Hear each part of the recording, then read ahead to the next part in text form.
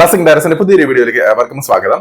അങ്ങനെ നമ്മൾ പ്രതീക്ഷിച്ചതുപോലെ തന്നെ LBSന്റെ സ്പെഷ്യൽ അലോട്ട്മെന്റ് ആയിട്ടുള്ള 4th അലോട്ട്മെന്റ് ആണ് ഇപ്പോൾ വന്നിരിക്കുന്നത്. അപ്പോൾ അതിനെക്കുറിച്ചുള്ള ഏതാനും ചില ഇമ്പോർട്ടന്റ് ആയിട്ടുള്ള ഡീറ്റെയിൽസ് ആണ് ഈ വീഡിയോയിലൂടെ ഡിസ്കസ് ചെയ്യാൻ ഉദ്ദേശിക്കുന്നത്. അപ്പോൾ നമുക്ക് അറിയാവുന്നതുപോലെ നിരവധി കുട്ടികളാണ് LBSൽ ലഭിക്കാതെ അല്ലെങ്കിൽ കേരളത്തിൽ ഒരു അഡ്മിഷൻ ലഭിക്കാതെ കേരളത്തിൽ വെയിറ്റ് ചെയ്ത് നോക്കിക്കൊണ്ടിരുന്നത്.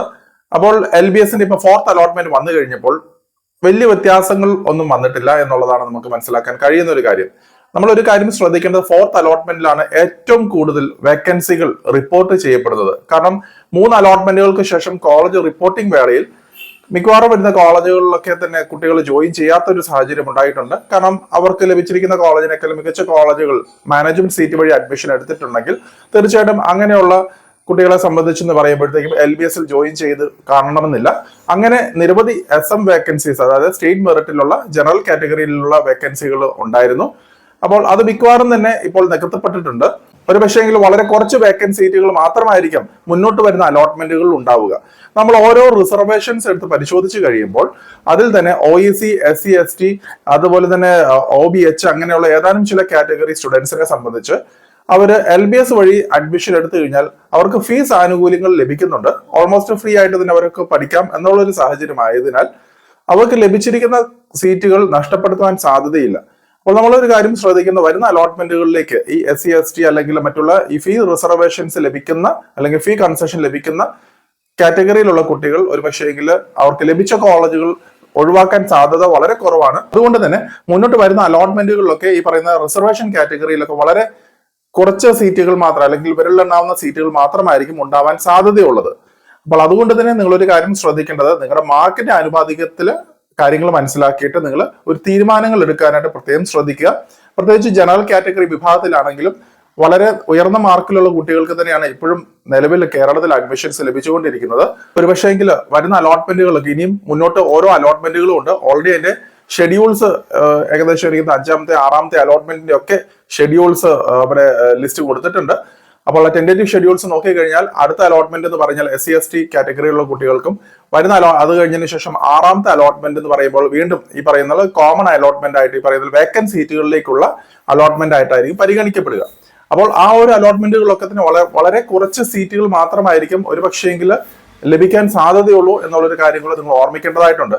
കാരണം കഴിഞ്ഞ ദിവസങ്ങളൊക്കെ തന്നെ എന്നെ കോൺടാക്ട് ചെയ്ത പല കുട്ടികൾക്കും 80-85% മാർക്കിലുള്ള കുട്ടികൾ ജനറൽ കാറ്റഗറിയിലൊക്കെ വെയിറ്റ് ചെയ്യുന്ന ഒരു സാഹചര്യമാണ്. അപ്പോൾ അങ്ങനെയുള്ള കുട്ടികളെ സംബന്ധിച്ച് കേരളത്തിൽ പ്രതീക്ഷ അർപ്പിച്ചിരിക്കണമെന്നില്ല. കാരണം ഇപ്പോഴും നല്ല ഉയർന്ന മാർക്കിൽ തന്നെയാണ്, ഏകദേശം 93% മുകളിൽ മാർക്കുള്ള കുട്ടികൾക്ക് തന്നെയാണ് ഇപ്പോഴും അലോട്ട്മെന്റുകൾ നടന്നുകൊണ്ടിരിക്കുന്നത്. അപ്പോൾ അതുകൊണ്ട് തന്നെ നമുക്ക് മുന്നോട്ടുള്ള അലോട്ട്മെന്റുകളിലൊക്കെ വളരെ കുറച്ച് വ്യത്യാസങ്ങൾ മാത്രമായിരിക്കും പ്രതീക്ഷിക്കാൻ സാധിക്കുന്നത്. അതുപോലെ തന്നെ കേരളത്തിന്റെ പുറത്ത് തമിഴ്നാട്ടിൽ, കർണാടകയിലൊക്കെ മിക്കവാറും വരുന്ന കോളേജുകളൊക്കെ തന്നെ ക്ലാസ്സുകൾ ആരംഭിച്ചിട്ടുണ്ട്. മിക്കവാറും ഉള്ളവയിലൊക്കെ തന്നെ ഈ ഒക്ടോബർ മാസത്തേക്ക് തന്നെ ക്ലാസ്സുകൾ തുടങ്ങുമെന്നുള്ളതാണ് നമുക്ക് മനസ്സിലാക്കാൻ കഴിയുന്ന ഒരു കാര്യം. KEയുടെ അലോട്ട്മെന്റ് കഴിഞ്ഞതിന് ശേഷം മിക്കവാറും വരുന്ന മെഡിക്കൽ കോളേജുകളിലും ക്ലാസ്സുകൾ ആരംഭിക്കുന്നതായിരിക്കും. ഇപ്പോൾ KEയുടെ ആണെങ്കിൽ തന്നെ ഇപ്പോൾ സെക്കൻഡ് അലോട്ട്മെന്റിൽ ജോയിനിങ്ങിന്റെ ഡേറ്റും കാര്യങ്ങളൊക്കെ പറഞ്ഞിട്ടുണ്ട്. ഇനി സെക്കൻഡ് എക്സ്റ്റൻഡ് അലോട്ട്മെന്റ് മാത്രമായിരിക്കും ഉണ്ടാവാൻ സാധ്യതയുള്ളത്. അത് മിക്കവാറും ഒക്ടോബർ ആദ്യത്തെ ആഴ്ചയോട് അത് കംപ്ലീറ്റ് ചെയ്യും എന്നുള്ളതാണ് മനസ്സിലാക്കാൻ കഴിയുന്ന ഒരു കാര്യം. അത് കഴിഞ്ഞതിന് ശേഷം എല്ലാ കോളേജുകളിലും ക്ലാസ്സുകൾ തുടങ്ങുന്ന ഒരു സാഹചര്യമാണ് ഇപ്പോൾ ഉണ്ടാവുക. കേരളത്തിലാണെന്നുണ്ടെങ്കിൽ ഒക്ടോബർ മാസം ഏറ്റവും അവസാനം വരെ ഒരു പക്ഷേങ്കിൽ ഈ അലോട്ട്മെന്റുകൾ കാര്യങ്ങളൊക്കെ, കാരണം 1-2 സീറ്റുകൾ ഉണ്ടെങ്കിലും അവർ വേക്കൻറ്റ് സീറ്റുകൾ ഉണ്ടെങ്കിലും അവർ അലോട്ട്മെന്റ് ആയിട്ട് തന്നെ അവർ നടത്തി ഈ പറയുന്നതിൽ അവസാനത്തേക്ക് മൂവ് ചെയ്യാനുള്ള ചാൻസസ് ഉണ്ട്. അതുപോലെ തന്നെ പാരാമെഡിക്കലിലാണെങ്കിലും നിരവധി കോളേജുകൾ ഇനിയും അപ്ഡേറ്റ് ചെയ്യേണ്ടതായിട്ടുണ്ട്. പുതിയ കോഴ്സുകളും കോളേജുകളും ഒക്കെ വീണ്ടും പുതുതായിട്ട് കൂട്ടിച്ചേർക്കേണ്ടതായിട്ടുണ്ട്. അപ്പോൾ അതിന്റെയും അലോട്ട്മെന്റുകൾ സൈമൾട്ടേനിയസ്ലി ഇതിന്റെ കൂട്ടത്തിൽ നടന്നുകൊണ്ടേയിരിക്കും. അപ്പോൾ എന്ത് തന്നെയായാലും ഒക്ടോബർ മാസം അവസാനത്തേക്കായിരിക്കും മിക്കവാറും കോളേജുകളിലൊക്കെ ക്ലാസ്സുകൾ കേരളത്തിൽ തുടങ്ങാൻ സാധ്യതയുള്ളത്. അത് യൂണിവേഴ്സിറ്റിയുടെ ഭാഗത്തു നിന്നും ഔദ്യോഗികമായിട്ടൊരു ഇൻഫർമേഷൻ ലഭിക്കേണ്ടതായിട്ടുമുണ്ട്. അപ്പോൾ എനിക്ക് പറയാനുള്ളത്, നമുക്കിപ്പോൾ 4th അലോട്ട്മെന്റ് വന്നിട്ടുണ്ട്. നിങ്ങളുടെ റാങ്കുകളും മാർക്കുകളും കാര്യങ്ങളും മനസ്സിലാക്കുക. അതുപോലെ തന്നെ ഇപ്പോൾ ഓരോ കോളേജുകളിലും ഏറ്റവും അവസാനം കിട്ടിയിരിക്കുന്ന നിങ്ങളുടെ റിസർവേഷൻ ആയിക്കോട്ടെ, ജനറൽ കാറ്റഗറി ആയിക്കോട്ടെ, ഏറ്റവും അവസാനം കിട്ടിയിരിക്കുന്ന കുട്ടികളുടെ മാർക്കുകൾ മനസ്സിലാക്കുക. അപ്പോൾ അതും നിങ്ങളുടെ മാർക്കുമായിട്ട് താരതമ്യം ചെയ്തിട്ട് വലിയ വ്യത്യാസമുണ്ടെങ്കിൽ, ഒത്തിരി അന്തരമുണ്ടെങ്കിൽ തീർച്ചയായിട്ടും നമ്മൾ കേരളം പ്രതീക്ഷിച്ചിരിക്കുന്നത് വലിയൊരു അബദ്ധമായിരിക്കും. ഒരു പക്ഷേങ്കിൽ ഒരു വർഷം തന്നെ നിങ്ങൾക്ക് നഷ്ടപ്പെടാൻ സാധ്യതയുണ്ട്. അങ്ങനെ വരുന്ന സാഹചര്യം തീർച്ചയായിട്ടും നിങ്ങൾ പുറത്തേക്കുള്ള കോളേജുകൾ, അതും നിങ്ങൾ മികച്ച അംഗീകാരമുള്ള കോളേജുകളിൽ തന്നെ അഡ്മിഷൻസ് എടുക്കുവാനായിട്ടും പ്രത്യേകം ശ്രദ്ധിക്കുക. അതുപോലെ പല വീഡിയോയിലും പറയുന്നത് പോലെ തന്നെ നിരവധി കോളേജുകളിൽ ഈ സബ് കോളേജുകളും അങ്ങനെ ഗ്രൂപ്പ് ഓഫ് ഇൻസ്റ്റിറ്റ്യൂഷനും ഒക്കെ ആയിട്ട് പ്രവർത്തിക്കുന്ന സാഹചര്യങ്ങളുണ്ട്.